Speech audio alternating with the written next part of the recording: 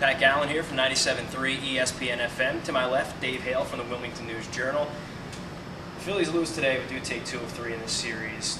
Did you see anything in this series that made you think, yeah, this was a World Series preview? I think they're 2 very good teams, so it certainly could be a World Series preview. I don't know how much these games will resemble what we might see in a hypothetical World Series between the 2 of them, though. Boston didn't have Carl Crawford. Ortiz only played in 1 of the 3 games.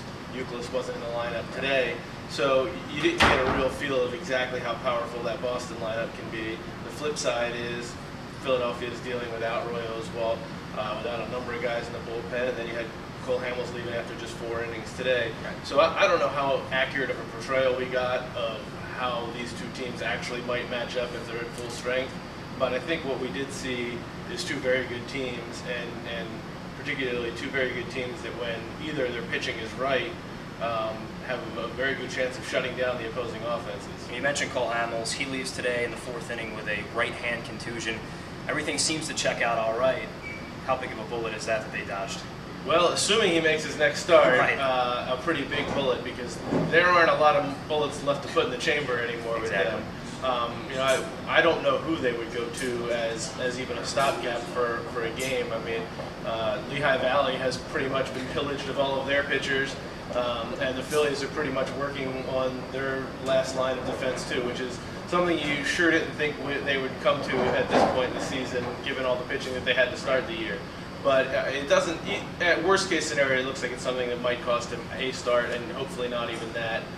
So they can work their way through.